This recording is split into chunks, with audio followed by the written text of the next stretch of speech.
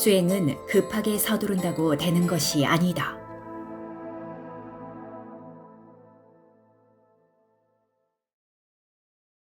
아주 극단적인 분들이 있습니다. 무작정 100일 수행의 목표를 세워 수행을 강행하다가 다리에 통증이 생겼다고 합니다. 좌선을 하려고 하면 다리가 아픈데 아플 때는 걷기도 어렵다며 저에게 정상인지 묻습니다. 우리는 지혜를 얻으려고 수행하는데 신체 장애를 대가로 치러야 할까요? 분명히 잘못된 것입니다. 이런 식으로 폐관 수행을 하는 사람은 스승이 가까이에 없는데 제멋대로 수행하는 겁니다. 수행 기반이 잡히지 않은 수행자가 5시간, 7시간씩 좌선하는 것은 자신의 몸을 학대하는 겁니다.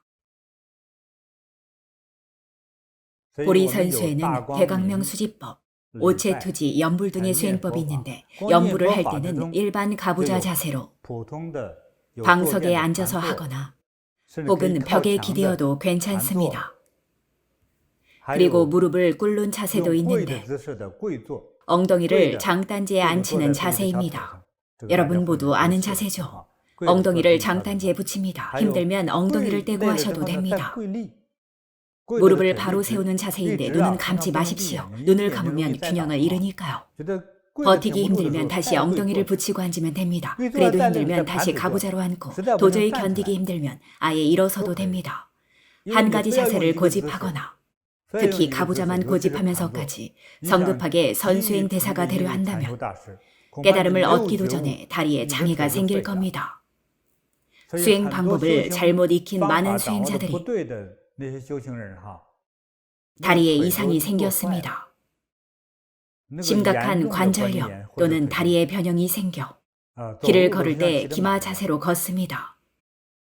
과거 칭하이, 티베트의 수행을 좋아하는 몇몇 지인들도 그랬습니다. 과학에 집착했기 때문입니다. 따라서 보리선수에서는 특히 앉은 자세 위주인 연불 수행을 할 때 중간중간 일어서서 다양한 선수행 체조를 합니다. 그렇지 않습니까? 전신운동이 가능한 수행 체조를 하는데 특히 다리는 반드시 풀어줘야 합니다. 수행을 하기 전에 움직이고 2시간 동안 수행을 하면 반드시 일어서서 움직여야 합니다. 만약 바닥이 깨끗하다면 누워서 다리를 펴거나 운동을 하는 등 몸을 움직이는 여러 가지 활동을 해야 합니다. 가장 정확한 수행은 정적인 것과 온몸 운동이 되는 동적인 것을 수업 과정에 결합시켜야 합니다. 그래야 좌선 수행을 하면서 다리 운동 부족으로 유발되는 질병을 피할 수 있습니다. 반드시 피해야 합니다. 잘 모르는 수행자들은 영화에서 누군가 몇 년 동안 좌선했다는 얘기 또는 달마대사님이 동굴에서 움직이지 않았다는 얘기를 그대로 믿는데 실제로 안 움직였는지 알 수 있나요? 알 수 없습니다.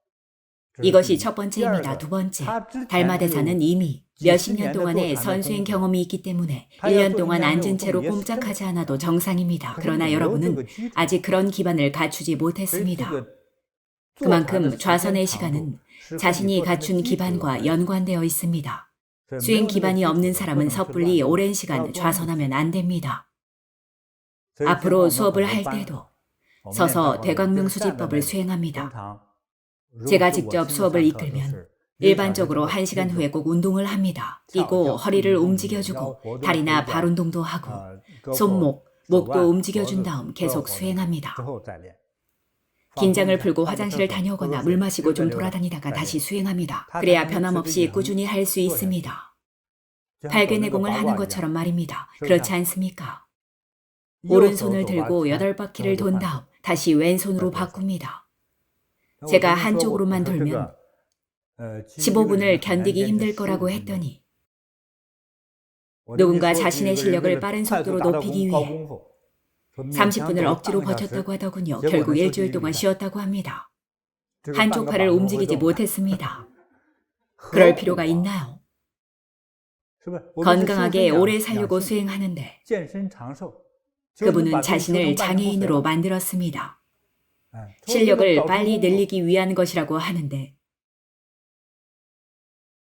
급하다고 실력이 빨리 늘까요? 방법이 잘못되었습니다. 실력을 끌어올리려면 적당한 방법에 따라야 합니다.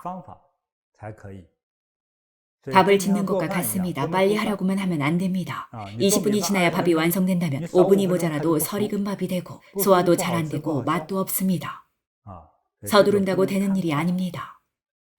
수행은 급하게 서두르면 안 됩니다. 수행 기반이 부족한 사람 또는 서서 하는 수행의 기반이 없는 사람은 조금씩 시간을 늘려야 합니다. 서두르지 마세요. 빨리 자라게 하고 싶은 마음에 싹을 뽑는 행동처럼 결국은 새싹이 모두 죽어버릴 겁니다. 수행은 서두르지 않아야 한다. 싹을 뽑아 자라게 하면 해가 되는 것처럼 서두를수록 이루지 못한다. 과일은 익으면 자연히 꼭지가 떨어진다. 기본기를 착실히 익혀야 한다. 동적인 것과 정적인 것을 조화롭게 사용해야 한다.